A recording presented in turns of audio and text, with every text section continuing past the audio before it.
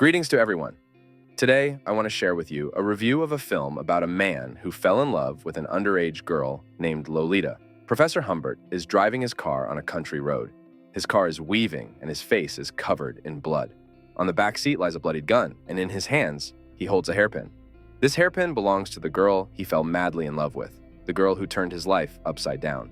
The roots of this forbidden love can be traced back to the professor's youth. When he was 14, Humbert fell in love with a girl, but she died, leaving an unhealed wound in his soul. Many years later, when Humbert arrived in New England, he found a cure for his youthful sufferings. The professor moved into the house of a widow named Charlotte Haze for two reasons. The house he intended to live in burned down, and Charlotte had a charming daughter named Lolita, or simply Lo. Upon seeing Lolita, Humbert was left speechless. He was about to decline Charlotte's offer to stay with her, but then he noticed the young girl under the spray of a watering machine. His half-forgotten youthful love stirred again in his soul. Humbert began making notes in his notebook about Lolita and her mother. He wrote openly, hiding nothing. Charlotte didn't attract him much. Often, she irritated him with her yelling and quarrels with her daughter, while little Lo delighted him. The girl sensed this and did everything she could to fuel Humbert's passionate feelings. However, he didn't realize that for her, it was just a game. The professor watched as Lolita brushed her teeth and got up in the middle of the night to grab a snack. He watched her mischief in the yard, trying to spend an extra minute next to her. Meanwhile, he didn't notice that Charlotte had a crush on him. Lo told him this when she asked him to persuade her mother to take them to the lake. During this trip, Charlotte told Humbert that Lolita would soon be leaving for summer camp, and from there, she would move to a girls' boarding school. This news upset Humbert, but Lolita's departure left him with pleasant memories. Noticing how he watched her, the girl ran into his bedroom, jumped on him, and kissed him passionately. As soon as Lo and her mother left, Humbert buried himself in the clothes in the girl's bedroom. That's where Charlotte's maid found him. She handed him a letter from her mistress. In it, Charlotte asked Humbert to leave the house because she was desperately in love with him. Alternatively, he could stay if he was ready to reciprocate her feelings. Humbert stayed. Soon, he and Charlotte got married. Humbert became an exemplary husband. But despite the wedding ring and the marriage certificate, he avoided intimacy with Charlotte. To achieve this, he experimented with sleeping pills. One day, he managed to incapacitate his wife for a whole 4 hours. However, she still woke up when he got into bed, demanding her marital rights. After spending money on marital obligations, Humbert went to the doctor to ask for sleeping pills that could knock out even an elephant for at least 7 hours. Returning home, the professor found his wife in tears. She had opened his desk drawer, where he kept his notes about Lolita and Charlotte, and read them. She realized what a vile creature she had let into her home. Charlotte didn't want to see him anymore. She wrote a letter to Lolita while Humbert tried to calm her down. He stepped away for a moment to pour them both some scotch, and then the phone rang. A stranger's voice informed Humbert that his wife was dead. At this point, a man tells Charlotte that she's been killed. Humbert doesn't believe it. He goes to Charlotte, but she isn't there. She had run out of the house to drop the letters in the mailbox and was hit by a car in the middle of the street. The driver couldn't react in time when Charlotte suddenly dashed onto the road. Humbert was stunned. He took Charlotte's letters and burned them in the fireplace. Then he drove to the camp to pick up Lolita. On the way, he booked a room for two at a hotel. He told Lo that her mother was ill. When Humbert brought Lo to the hotel, the girl met a famous playwright named Claire Quilty. This elderly man showed an unhealthy interest in the cheerful Lolita. Humbert was told that the room with 2 beds was occupied, and they would have to sleep in the same bed. The professor didn't object. They had dinner together, and then returned to the room, where Humbert left the girl alone to freshen up before bed. He went out to the terrace, where Quilty, already quite drunk, started making crude insinuations about Humbert's relationship with Lo. Somehow, he sensed what the professor intended to do with the girl. When Humbert returned to the room, Lolita was already asleep.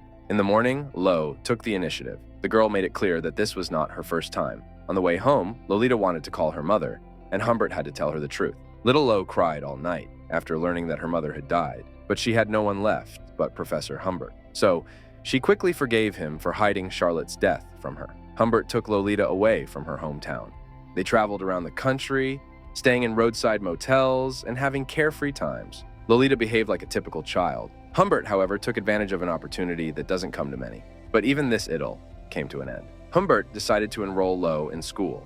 At first, everything went well, but then he began to suspect that the girl was hiding something from him. She asked for more pocket money and manipulated him into letting her participate in the school play. The play was written by that same Quilty they had met at the hotel. Humbert was told that Lolita had skipped several classes. He asked her about it, and the girl came up with a convincing lie, corroborated by her school friend.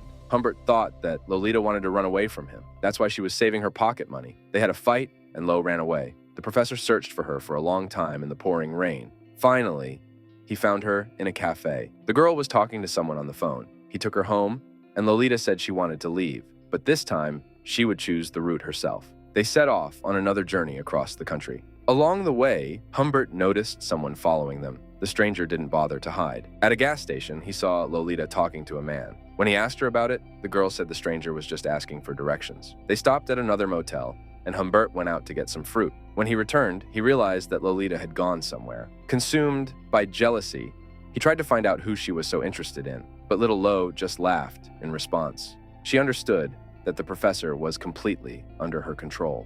After some time, Lolita fell ill. Humbert had to take her to the hospital. He was sent home. The next day, he was told that his daughter was feeling better and that her uncle had taken her. Humbert was furious. He rushed to the hospital and beat the doctor, trying to find out to whom they had given his girl. But seeing the police, he calmed down and left. However, he was not willing to give up so easily. He went to all the motels where they had stayed and looked for records in the guest books, noting a person with distinctive handwriting who signed different names. Humbert realized that it was this person who had taken a Lolita. Finally, he understood that Lolita had left his life for good. Humbert returned to his old job, and 3 years later, he received a letter from her. Lo wrote that she had married and was expecting a child. She asked her daddy to send them a few $100s to help them pay off some debts. She signed the letter with her husband's name. Humbert decided to visit Lolita. He practiced shooting with his pistol. The professor intended to deal with the man who had taken his girl. Lolita lived on the outskirts of a poor neighborhood. An adult girl with a rounded belly opened the door for him. However, Humbert saw in her the same Lolita he had fallen in love with several years ago. He was still madly in love with her. The girl invited her former lover into the house. She said that her husband believed Humbert to be her father. She also told him that she had always loved only Quilty. However, he had kicked her out when Lolita refused to participate in his adult films featuring underage girls. Humbert gave her $4,000, saying that she would keep it anyway, but he needed to know if there was any chance that little Lo would return to him. Lolita answered that there was no chance. When she talked about Quilty, she accidentally mentioned where he lived. After saying goodbye, Humbert left. As he drove away from her house, he momentarily saw the old Lolita in the pregnant girl. Humbert found Quilty's house, went upstairs, and met the owner in a robe. Quilty was barely coherent, high on drugs. Humbert brought him to his senses by threatening him with a gun. He wanted Quilty to understand why he was about to be killed. When Quilty's mind cleared, he tried to take the gun from Humbert, but failed.